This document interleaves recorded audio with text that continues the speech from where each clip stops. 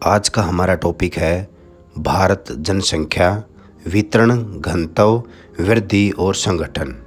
जनसंख्या का आकार। लोग किसी देश के अत्यंत महत्वपूर्ण घटक होते हैं। भारत 121 करोड़ जनसंख्या के साथ चीन के बाद विश्व में दूसरा सघनतम बसा हुआ देश है। 2011 की जनगणना के अनुसार भारत की जनसंख्या 121 करोड़ है। भारत की जनसंख्या उत्तरी अमेरिका, दक्षिण अमेरिका और ऑस्ट्रेलिया की मिलाकर कुल जनसंख्या से भी अधिक है। यानी कि भारत की जो जनसंख्या है इन तीनों महाद्वीपों की कुल जनसंख्या से भी ज़्यादा है। आकार में विशाल होने के साथ साथ भारत की जनसंख्या तीव्र गति से बढ़ भी रही है। जनगणना। अर्थव्यवस्था के योजनाबद्ध विकास के लिए जनसंख्या संबंधी अनेक प्रकार के आंकड़े एकत्रित किए जाते हैं। यानी कि भविष्य की योजनाएं बनाने के लिए हमें ये पता होना ज़रूरी होता है कि आज वर्तमान में जनसंख्या कितनी है और वो किस गति से उसकी वृद्धि हो रही है, ताकि आने वाले समय में जो सरकार की जो योजनाएं होती हैं उन योजनाओं को भली प्रकार से तैयार किया जा सके। भारत में जनसंख्या के आंकड़ों को प्रति 10 वर्ष बाद होने वाले जनगणना द्वारा एकत्रित किया जाता है। यानी भारत में हर 10 साल में जनगणना होती है। भारत की पहली जनगणना 1872 में हुई, किंतु पहली संपूर्ण जनगणना 1881 में संपन्न हुई। 2011 तक भारत में कुल 15 जनगणनाएं हो चुकी हैं और आज़ादी के बाद 7 जनगणनाएं हो चुकी हैं। अब अगली जनगणना 2021 में होनी है। संकेंद्रण सूचकांक किसे कहा जाता है? देश की कुल जनसंख्या में किसी राज्य या केंद्र शासित प्रदेश की जनसंख्या के अनुपात को संकेंद्रण सूचकांक कहते हैं। यानी कि कुल जनसंख्या में किसी राज्य या केंद्र शासित प्रदेश का कितना भाग है उसको संकेंद्रण सूचकांक कहा जाता है। इससे एक तुलना हो जाती है कि पूरे देश में जो अलग अलग राज्य, अलग अलग केंद्र शासित प्रदेश हैं वो कितना उनका भाग कुल जनसंख्या में है। उदाहरण के लिए सन 2011 के अनुसार हरियाणा की जनसंख्या 2,53,53,081 थी। तो इसका संकेंद्रण सूचकांक अगर हमें निकालना है तो उसके लिए सूत्र होता है उस राज्य या केंद्र शासित प्रदेश की जनसंख्या, नीचे हम लिखेंगे देश की कुल जनसंख्या और गुणा में 100। तो हरियाणा का संकेंद्रण सूचकांक 2.09% रहा। यानी कि भारत की कुल जनसंख्या में हरियाणा की जनसंख्या का भाग 2.09% है। ये संकेंद्रण सूचकांक कहलाता है। जनसंख्या का वितरण। अनेक प्रकार के भौतिक, आर्थिक व सामाजिक कारणों के प्रभाव से भारत में जनसंख्या का स्थानिक वितरण अत्यधिक असमान है। क्योंकि भारत विविधताओं से भरा हुआ देश है, इस कारण से भारत में जनसंख्या का वितरण भी अलग अलग राज्य के अनुसार अलग अलग है। पर्वतों, मरुस्थलों तथा वन भूमियों की अपेक्षा मैदानों में जनसंख्या ज़्यादा पाई जाती है। तमिलनाडु, मध्य प्रदेश, राजस्थान, कर्नाटक, गुजरात, उत्तर प्रदेश, महाराष्ट्र, बिहार, पश्चिम बंगाल और आंध्र प्रदेश, इन राज्यों में भारत की जो कुल जनसंख्या है उसका 76% निवास करता है। दूसरी ओर जम्मू कश्मीर, अरुणाचल प्रदेश, उत्तराखंड जैसे जो पहाड़ी जो राज्य हैं वहाँ पे उनकी भौगोलिक क्षेत्र अधिक होते हुए भी जनसंख्या का आकार वहाँ पर बहुत ही कम है। उत्तर भारत के मैदानों, डेल्टाओं और तटीय मैदानों में जनसंख्या का अनुपात दक्षिणी और मध्य भारत के राज्यों, हिमालय, उत्तरी पूर्वी राज्य और पश्चिमी कुछ राज्यों के अपेक्षा ज़्यादा है। क्योंकि मैदानों में उपजाऊ मिट्टी होती है, समतल भूमि होती है जो कृषि के लिए, परिवहन के लिए, निवास स्थान, बस्तियां बनाने के लिए उपयुक्त होती है।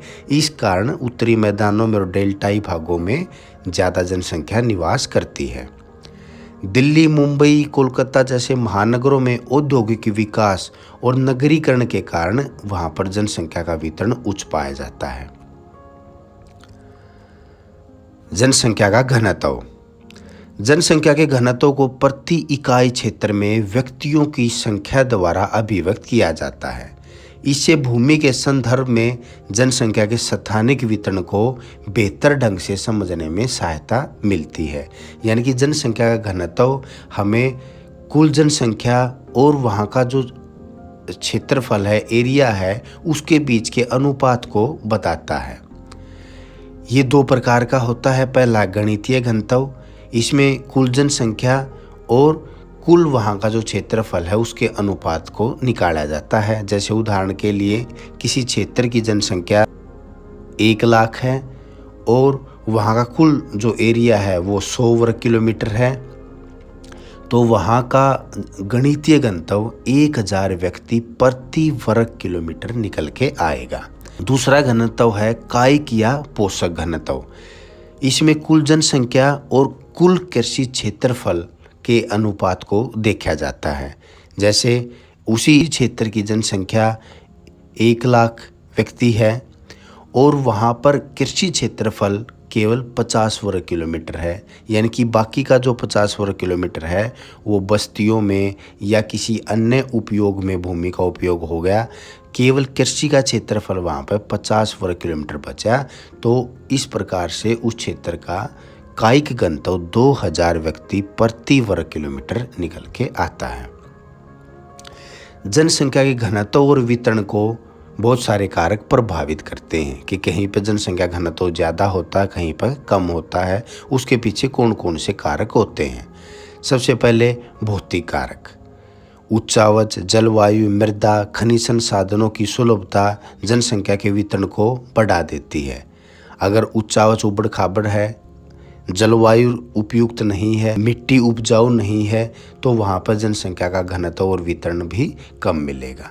अगर उपजाऊ समतल भूमि होती है तो वहाँ पर जनसंख्या सघन मिलती है। उबड़ खाबड़ पर्वतीय क्षेत्र तथा जल विहीन रेतीली मरुस्थली जो इलाके होते हैं वहाँ जनसंख्या कम निवास करती है। जननांकिकीय कारक, अगर जन्म दर ज़्यादा है, मृत्यु दर कम है, तो वहाँ पर जनसंख्या ज़्यादा मिलेगी। अगर मृत्यु दर ज़्यादा है, जन्म दर कम है, तो वहाँ पर जनसंख्या कम मिलेगी। उसी प्रकार किसी इलाके में लोग प्रवास करके आते हैं तो उस जगह के जनसंख्या घनत्व को बढ़ा देते हैं, और जिस स्थान से वो प्रवास करके आते हैं वहाँ के जनसंख्या घनत्व या वितरण को वो कम कर देते हैं। इसी कारण से नगरों का जो जनसंख्या घनत्व ग्रामीण क्षेत्र की अपेक्षा अधिक निकल के आता है। तीसरा है सामाजिक आर्थिक कारक। अगर किसी इलाके में ज़्यादा उद्योग लगेंगे तो उस इलाके में जनसंख्या घनत्व बढ़ जाता है। नगरीकरण भी जनसंख्या को बढ़ाता है और अन्य प्रकार के मानव क्रियाकलाप भी जनसंख्या के घनत्व को प्रभावित करते हैं। राज्य स्तर पर जनसंख्या के घनत्व का प्रतिरूप। 1951 में भारत का जनसंख्या घनत्व 117 व्यक्ति प्रति वर्ग किलोमीटर था। 2011 में भारत का जनसंख्या घनत्व 382 व्यक्ति प्रति वर्ग किलोमीटर है, यानी कि हम 3 गुना से भी ज़्यादा हमारा जनसंख्या घनत्व बढ़ चुका है आज़ादी के बाद से। राज्य स्तर पर जनसंख्या के घनत्व का प्रतिरूप। सबसे पहले वो राज्य है जहाँ पर अति कम जनसंख्या घनत्व पाया जाता है। इस वर्ग में वे राज्य आते हैं जहां जनसंख्या का घनत्व 100 व्यक्ति प्रति वर्ग किलोमीटर या उससे कम होता है। अरुणाचल प्रदेश, मिजोरम, सिक्किम, ये सारे ज़्यादातर पर्वतीय क्षेत्र हैं, या यहाँ पर उपजाऊ मिट्टी का अभाव है या प्रतिकूल जलवायु है। इस कारण से इन इलाकों में जनसंख्या घनत्व बहुत ही कम होता है। फिर है कम जनसंख्या घनत्व वाले प्रदेश।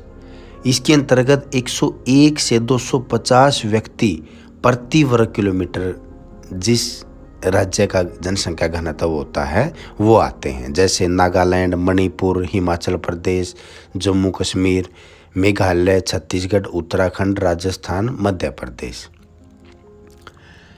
फिर है सामान्य जनसंख्या घनत्व वाले प्रदेश।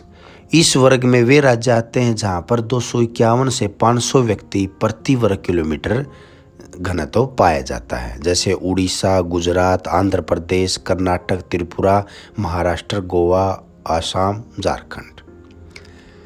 अधिक जनसंख्या घनत्व वाले प्रदेश। जनसंख्या घनत्व 501 से 1000 व्यक्ति प्रति वर्ग किलोमीटर पाया जाता है, वो राज्य अधिक जनसंख्या घनत्व वाले प्रदेश कहलाते हैं, जैसे दादरा व नगर हवेली, पंजाब, तमिलनाडु, हरियाणा, उत्तर प्रदेश, केरल। उत्तरी जो गंगा सतलुज का मैदान या जो तटीय क्षेत्र के कारण वहाँ पर उपजाऊ भूमि होती है, वो राज्य इसके अंतर्गत आते हैं। अत्यधिक जनसंख्या घनत्व वाले प्रदेश जहाँ पर 1000 व्यक्ति प्रति वर्ग किलोमीटर से अधिक जनसंख्या घनत्व पाया जाता है, लक्षद्वीप, दमन एंड दीव, पुडुचेरी, चंडीगढ़, दिल्ली, पश्चिम बंगाल, बिहार। ज़्यादातर ये नगरीय क्षेत्र हैं या केंद्र शासित प्रदेश हैं। उद्योग, खनन और विकसित यातायात के साधन, गंगा ब्रह्मपुत्र का जो डेल्टा है पश्चिम बंगाल में, बहुत उपजाऊ भूमि है वहाँ पर। इन सभी कारणों से अत्यधिक जनसंख्या घनत्व इन राज्यों में पाया जाता है। जनसंख्या की वृद्धि। दो समय बिंदुओं के बीच किसी क्षेत्र विशेष में रहने वाले लोगों की संख्या में परिवर्तन को जनसंख्या की वृद्धि कहा जाता है। जनसंख्या वृद्धि की दर को हम प्रतिशत में मापते हैं। इसको उदाहरण से समझेंगे। जैसे भारत की 2011 की जो जनसंख्या थी वो 1,21,91,422 थी, और पिछला समय बिंदु 2001 वो जनसंख्या 1,02,87,37,436 थी। तो इस प्रकार भारत की जो जनसंख्या वृद्धि वो 18,14,55,986 निकल के आई 2001 से 2011 के बीच के दशक की। ये भारत की जनसंख्या वृद्धि रही। अब हम जनसंख्या वृद्धि दर निकालेंगे। इसमें ऊपर लिखा जाएगा जनसंख्या वृद्धि और नीचे लिखा जाता है पिछले समय बिंदु की जनसंख्या। तो आपके पास दोनों चीज़ें हैं, जनसंख्या वृद्धि लिख दी हमने, नीचे पिछले समय बिंदु यानी कि 2001 की जनसंख्या क्या थी वो लिख दी, और इसको हमने 100 से गुणा कर दिया। 17.64%, यानी कि भारत की 2001 से 2011 के बीच जनसंख्या वृद्धि की जो दर है वो 17.64% रही। यानी कि हर 100 व्यक्तियों में 17.64% व्यक्तियों की वृद्धि हुई। जनसंख्या वृद्धि के प्रकार। प्राकृतिक वृद्धि, जिसके अंतर्गत जन्म दर और मृत्यु दर ये दो चीज़ें देखी जाती हैं। जन्म दर के अंतर्गत कितने बच्चों ने जन्म लिया वो जनसंख्या में प्लस हो जाता है, और कितने व्यक्तियों की मृत्यु हुई वो जनसंख्या में माइनस हो जाता है। तो उसके बाद जो रिजल्ट निकलता है वो जनसंख्या की प्राकृतिक वृद्धि कहलाती है। एक होता है वास्तविक वृद्धि। वास्तविक वृद्धि में जन्म दर, मृत्यु दर और इनके साथ साथ प्रवास यानी कि अप्रवास और उत्प्रवास, कितने लोग किसी क्षेत्र में बाहर से प्रवास करके आए या कितने लोग उस क्षेत्र से बाहर प्रवास करके चले गए, उन सब की संख्या को जोड़ और घटाने के बाद जो वृद्धि निकल के आती है वो वास्तविक वृद्धि कहलाती है। जनसंख्या वृद्धि की परावस्थाएं। 20वीं शताब्दी में भारत की जनसंख्या वृद्धि की निम्नलिखित 4 परावस्थाएं मानी जाती हैं। सबसे पहले है परावस्था क यानी कि फेज 1, जिसको हम स्थिर जनसंख्या की परावस्था मानते हैं। 1901 से 1921 के बीच की जनसंख्या वृद्धि इसमें देखी जाती है। इस अवधि में वृद्धि दर अत्यंत निम्न थी, यहाँ तक कि जो 1911 से 21 का जो दशक आया उसमें तो जनसंख्या वृद्धि नेगेटिव निकल के आई। आप देखें टेबल में 1921 में -0.31 जनसंख्या वृद्धि थी। यानी कि जो जनसंख्या में जो परिवर्तन आया वो बढ़ने की बजाय कुछ उस टाइम में जनसंख्या कम हुई थी, जिसका कारण था उस समय में, उस दशक में बहुत सारी बीमारियां, महामारियां। 1918 में जो इन्फ्लुएंजा आया था उससे 1.25 करोड़ लोगों की मौत हुई थी। इसके अलावा उसी टाइम पे जो प्रथम विश्व युद्ध था उसमें हमारे बहुत सारे युवा उस युद्ध को लड़ने के लिए यूरोप में गए थे, जिससे बहुत सारे वापस नहीं आ पाए या बहुत सारों की मौत होगी। इस कारण से इस दशक में जनसंख्या वृद्धि माइनस की तरफ गई थी। इसलिए इस प्रावस्था को स्थिर जनसंख्या की प्रावस्था बोला जाता है। दूसरी प्रावस्था है प्रावस्था क्षय। इसको सामान्य वृद्धि की अवस्था बोला जाता है, जो 1921 से 1951 के बीच मानी जाती है। इस दौरान चिकित्सा विज्ञान में उन्नति के कारण जो महामारियां थी उन पे काफ़ी हद तक काबू पा लिया। परिवहन के साधनों का विकास हुआ, जिस कारण से जो अकालग्रस्त क्षेत्र थे वहाँ तक राहत सामग्री पहुँचने लगी, जिससे जो मृत्यु दर थी उसके ऊपर थोड़ा कंट्रोल हुआ। लेकिन 1947 में जब देश का विभाजन हुआ तो उस समय में लाखों लोगों का प्रवास हुआ, बहुत सारे लोग मारे गए, जिस कारण 1941 से 51 के बीच एक बार फिर जनसंख्या की जो वृद्धि थी वो थोड़ी ही पिछले दशक की अपेक्षा कम हुई। आप तालिका में देखें, 1941 की जनसंख्या वृद्धि 14.22 व्यक्ति थी, यानी कि हर 100 व्यक्तियों में 14.22 व्यक्ति बढ़ रहे थे, जो 1991 में थोड़ा कम होके 13.31 रह गया। प्रावस्था गय, इसको हम तीव्र वृद्धि की प्रावस्था बोलते हैं, जो 1951 से 1981 तक के बीच की मानी जाती है। इस समय हमारा देश आज़ाद हो चुका था। देश में आर्थिक नियोजन के फलस्वरूप कृषि और उद्योग क्षेत्रों के विकास से, चिकित्सा सुविधाओं की प्रगति और उनके विस्तार से मृत्यु दर पर नियंत्रण हुआ। फिर 1961 से 71 के बीच का जो दशक था उस समय में हरित क्रांति आई, जिससे खाद्यान्नों में हमारा देश आत्मनिर्भर हो गया। तो जो भूखमरी से मौतें होती थी उनमें कमी आई। इस कारण से हमारी जो जनसंख्या वृद्धि थी वो पॉजिटिव की तरफ बहुत तेज़ गति से बढ़ी। इसलिए इस समय को हम तीव्र वृद्धि वाला समय बोलते हैं। 1971 के पश्चात शिक्षा के प्रचार प्रसार के प्रभाव से जनसंख्या की वृद्धि में थोड़ी ही कमी आई।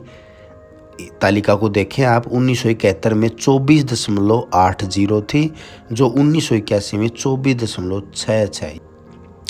प्रावस्था घय, चौथी प्रावस्था जो थी उसमें तीव्र वृद्धि के साथ वृद्धि दर में कमी के संकेत आने शुरू हो गए। वृद्धि तो तेज रही, लेकिन धीरे धीरे करके जो जनसंख्या वृद्धि थी उसमें कमी दिखने लगी। 1981 के पश्चात वर्तमान तक देश की जनसंख्या की जो वृद्धि दर है वो ऊंची तो है, लेकिन धीरे धीरे वो मंद होती जा रही है। इसके पीछे कारण है स्त्री शिक्षा में सुधार हुआ, विवाह के समय औसत जो आयु थी उसमें थोड़ी वृद्धि होने लगी, और लोग जनसंख्या के नियंत्रण के मामले में जागरूक भी हुए, जिससे जनसंख्या की जो वृद्धि दर थी उसमें कमी आई। इसको आप देखिए, 1991 से लेकर 2011 तक आते आते जो जनसंख्या वृद्धि दर है वो कम होती चली गई। जनसंख्या वृद्धि में क्षेत्रीय भिन्नताएं भी हैं, यानी कि अगर हम अलग अलग राज्य के अनुसार देखें तो जनसंख्या वृद्धि अलग अलग राज्य में अलग अलग है। 1991 से 2001 के दौरान भारत के राज्यों और केंद्र शासित प्रदेशों में जनसंख्या की वृद्धि दर सुस्पष्ट प्रतिरूप दर्शाती है। यह आपके सामने मानचित्र है। 1991 से 2001 के बीच किस राज्य की क्या जनसंख्या वृद्धि रही। केरल, कर्नाटक, तमिलनाडु, आंध्र प्रदेश, उड़ीसा, गोवा जैसे राज्य में निम्न वृद्धि दर पाई गई, यानी कि जो दक्षिण के ज़्यादातर जो राज्य हैं उन राज्यों में जो जनसंख्या वृद्धि की जो दर है वो कम मिली। देश के उत्तरी, पश्चिमी, उत्तरी और उत्तर मध्य भागों में दक्षिण राज्यों की अपेक्षा उच्च जनसंख्या वृद्धि पाई गई। गुजरात, महाराष्ट्र, राजस्थान, पंजाब, हरियाणा, उत्तर प्रदेश, उत्तराखंड, मध्य प्रदेश, सिक्किम, असम, पश्चिम बंगाल, बिहार, छत्तीसगढ़ और झारखंड में औसत वृद्धि दर 20 से 25% रही। इसके पीछे क्या कारण रहे? आर्थिक विकास के स्तर में अंतर के परिणाम स्वरूप जनसंख्या वृद्धि में उत्तर और दक्षिण का अंतर पाया जाता है। दक्षिण के राज्यों में साक्षरता दर ऊंची है, नगरीय जनसंख्या अधिक है तथा आर्थिक विकास उत्तर के राज्यों की अपेक्षा अधिक है और जन्म दर यहाँ पर अपेक्षाकृत कम है। इस कारण से इन राज्यों में जो जनसंख्या की वृद्धि है वो कम पाई जाती है। जनसंख्या वृद्धि में नगरीय और ग्रामीण अंतर भी मिलता है। इसमें प्रवास प्रमुख कारण होता है, क्योंकि ज़्यादातर ग्रामीण परिवेश के जो लोग होते हैं वो नगरों की तरफ प्रवास करके जाते हैं, जिस कारण नगरों में जनसंख्या वृद्धि अधिक हो जाती है और गांव में जनसंख्या वृद्धि की जो दर है वो निम्न मिलती है नगरों की अपेक्षा। अब हम देखेंगे 2001 से 2011 के बीच जनसंख्या वृद्धि की दर क्या रही। वर्ष 2001-2011 के दौरान सभी राज्यों और केंद्र शासित प्रदेशों में पिछले दशक की तुलना में जनसंख्या वृद्धि थोड़ी ही धीमी रही, कम हो, यानी कि हर एक राज्य की जो जनसंख्या वृद्धि दर थी वो इस पिछले दशक में कम होनी शुरू हुई। 6 सर्वाधिक जनसंख्या वाले राज्य उत्तर प्रदेश, महाराष्ट्र, बिहार, पश्चिम बंगाल, आंध्र प्रदेश और मध्य प्रदेश में भी पिछले दशक की अपेक्षा जो दशकीय वृद्धि दर थी वो कम रही। जनसंख्या संगठन। जनसंख्या की भौतिक, आर्थिक, सामाजिक और सांस्कृतिक विशेषताओं को जनसंख्या का संगठन या संयोजन कहा जाता है। जनसंख्या का संयोजन के अंतर्गत लिंग, आयु वर्ग, श्रम शक्ति, आवास, भाषा, धर्म, साक्षरता तथा व्यावसायिक संरचना इत्यादि इसके अंदर शामिल होते हैं और जनसंख्या संगठन की इन्हीं विशेषताओं को जनांकीय विशेषताएं भी कहा जाता है। सबसे पहले हम पढ़ेंगे ग्रामीण नगरीय संगठन के बारे में। निवास स्थान के आधार पर जनसंख्या संगठन को हम 2 भागों में बांटते हैं, ग्रामीण और नगरीय संगठन। सन 2001 और 2011 में आप तुलना करें, भारत की जनसंख्या 102 करोड़ 2001 में थी और 121 करोड़ 2011 में थी। भारत में ग्रामीण जनसंख्या 2001 में 72% थी, जो 2011 में कम होकर 68% रह गई। इसके आधार पर हम कह सकते हैं कि भारत में 2001 की अपेक्षा 2011 में नगरीय जनसंख्या में वृद्धि हुई। आप इस आरेख को देखें, इसमें भारत के हर एक राज्य की ग्रामीण और नगरीय जनसंख्या वृद्धि दर दर्शाई गई है।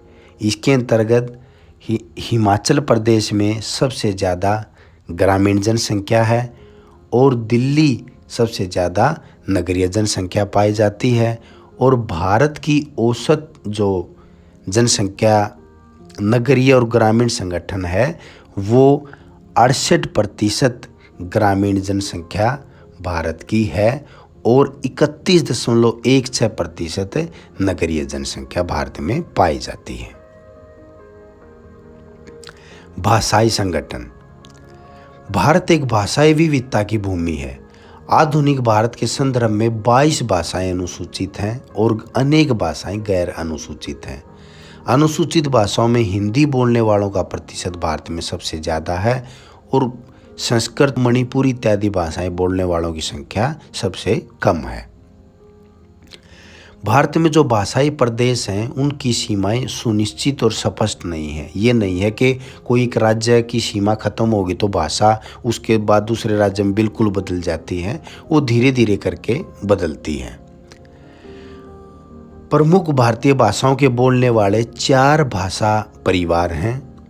सबसे पहला है आग्नेय परिवार, जिसके अंतर्गत ऑस्ट्रो एशियाई परिवार आता है। उप परिवार, इसमें खासो और निकोबारी भाषा जो मेघालय और निकोबार द्वीप में बोली जाती है, मुंडा पश्चिम बंगाल, बिहार, उड़ीसा, असम, मध्य प्रदेश और महाराष्ट्र में बोली जाती है। दूसरा परिवार है द्रविड़ भाषा परिवार, जिसके अंतर्गत उप परिवार हैं दक्षिणी द्रविड़, मध्य द्रविड़ और उत्तर द्रविड़। दक्षिण द्रविड़ में के अंतर्गत तमिल, मलयालम, कन्नड़ इत्यादि भाषाएं आती हैं जो तमिलनाडु, कर्नाटक और केरल में बोली जाती हैं। मध्य द्रविड़ उप परिवार में तेलुगु और खोंड आती हैं जो आंध्र प्रदेश में बोली जाती हैं। और उत्तर द्रविड़ परिवार में कुरुख और मालतो जैसी भाषाएं आती हैं जो बिहार, उड़ीसा, पश्चिम बंगाल और मध्य प्रदेश में बोली जाती हैं। अगला है चीनी तिब्बती परिवार, जिसके अंतर्गत फिर 3 प्रकार के उप परिवार आते हैं। सबसे पहले तिब्बती हिमालयी परिवार, जिसमें तिब्बती, बाल्ती, लद्दाखी, लाहुली, शेरपा, बोटिया ये भाषाएं आती हैं जो लद्दाख, जम्मू और कश्मीर, हिमाचल प्रदेश में बोली जाती हैं। फिर है उत्तरसमी, इसके अंतर्गत अका, डफला, मिसमी ये भाषाएं आती हैं जो अरुणाचल प्रदेश राज्य में बोली जाती हैं। और तीसरी है असमी म्यांमारी, जो बोडो, नागा और म्यांमारी भाषाएं इसके अंतर्गत आती हैं। और असम, नागालैंड, मणिपुर, मिजोरम, त्रिपुरा और मेघालय में ये भाषाएं बोली जाती हैं।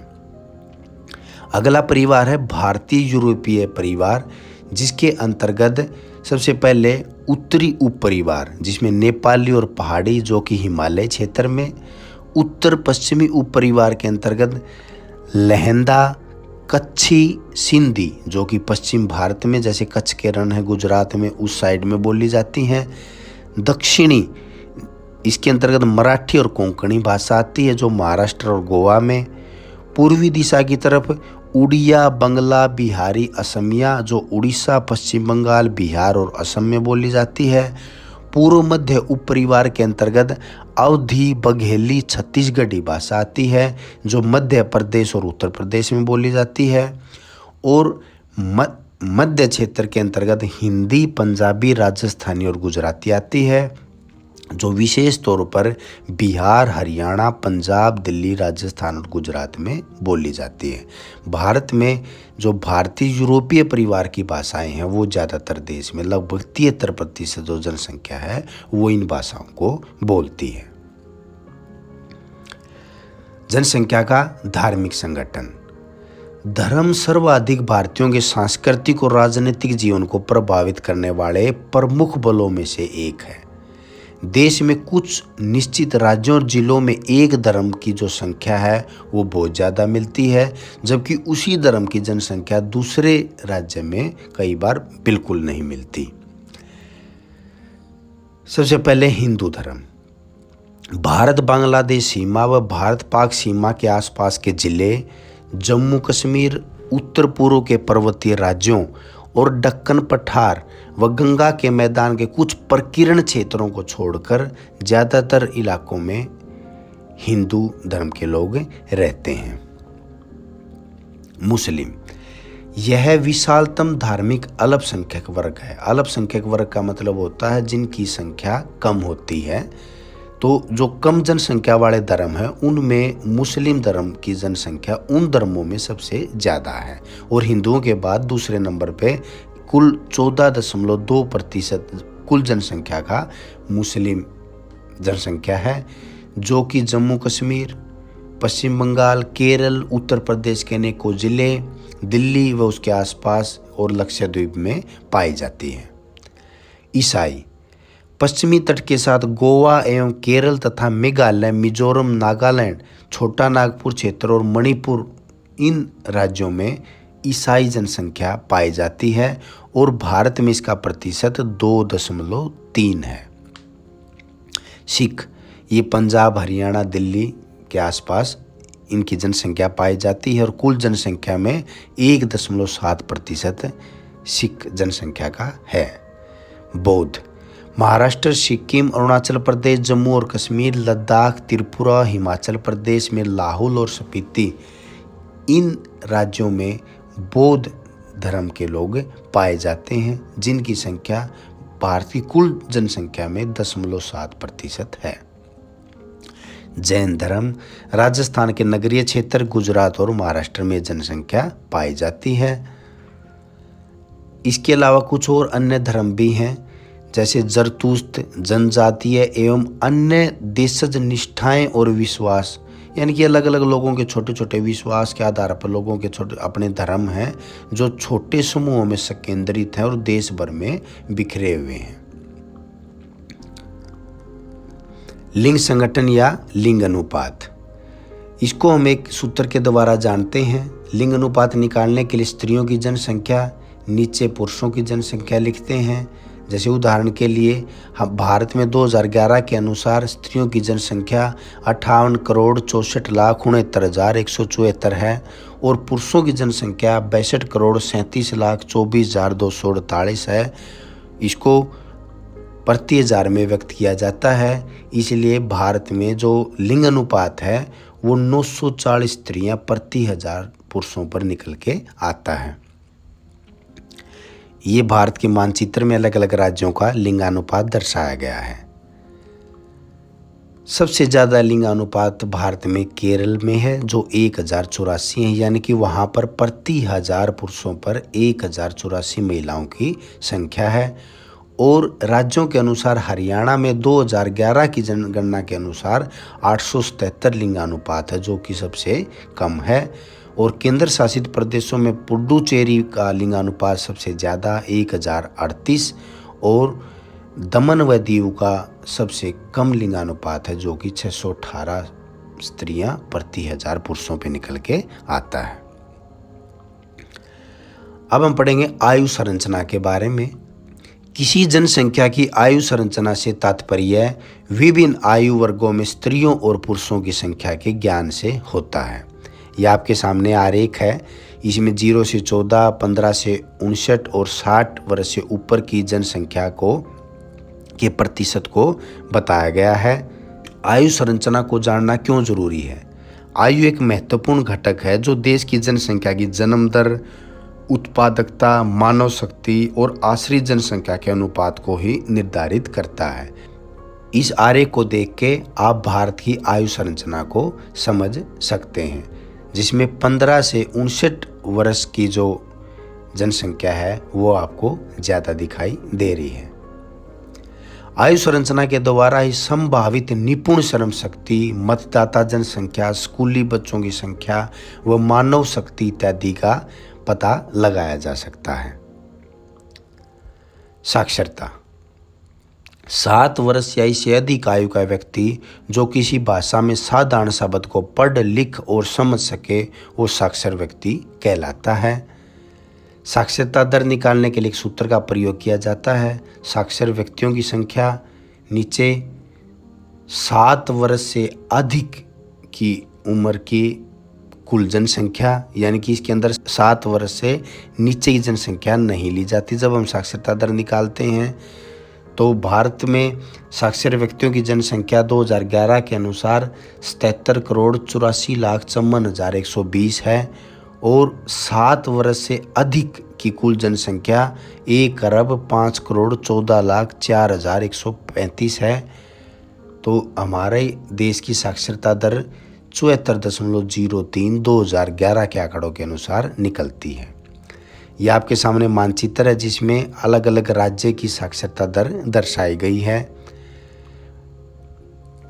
केरल में सबसे ज़्यादा साक्षरता दर है 93.9% और बिहार में सबसे कम साक्षरता दर पाई जाती है 63.82%।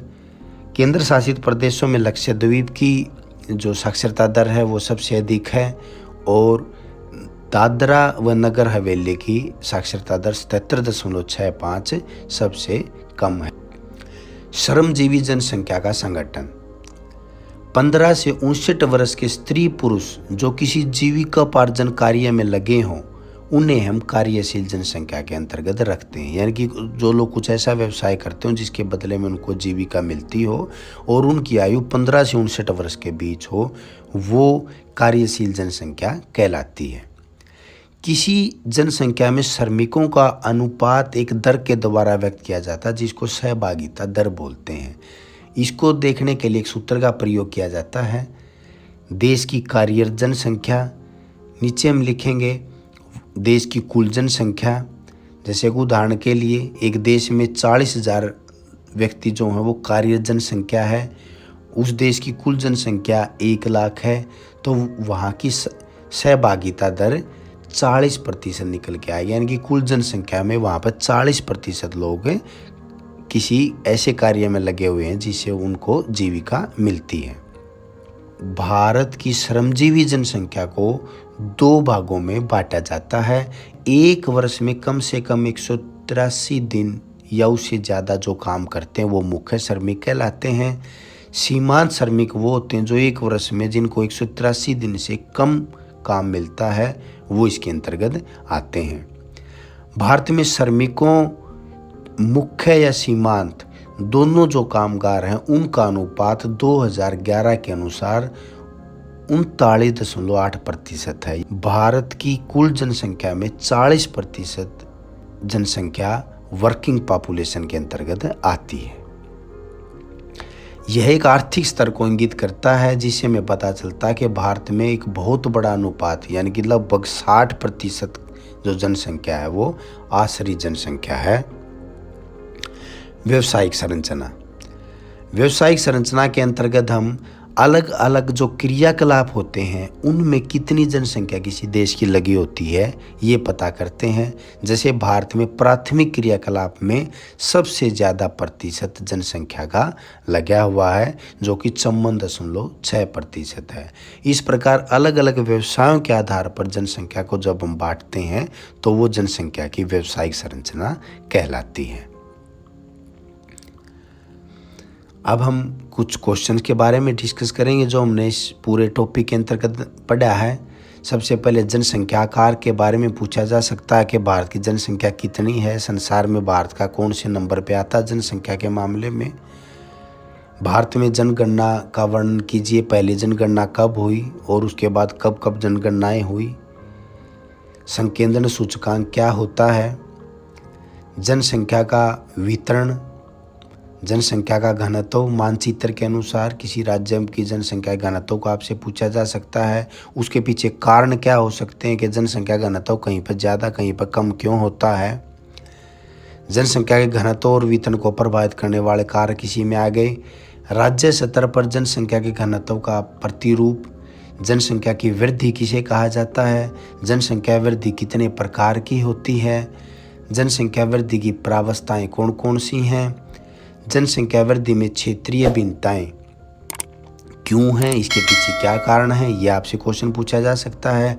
जनसंख्या संगठन क्या होता है, किन किन अलग अलग विशेषताओं से जनसंख्या का संगठन होता है, जिसमें ग्रामीण, नगरीय, भाषाई, धार्मिक, लिंग अनुसार, आयु के अनुसार, साक्षरता के अनुसार, श्रमजीवी जनसंख्या के अनुसार और व्यवसायों के अनुसार जनसंख्या का संगठन होता है। इसको अलग अलग भी पूछा जा सकता है और एक बड़ा क्वेश्चन भी आ सकता है।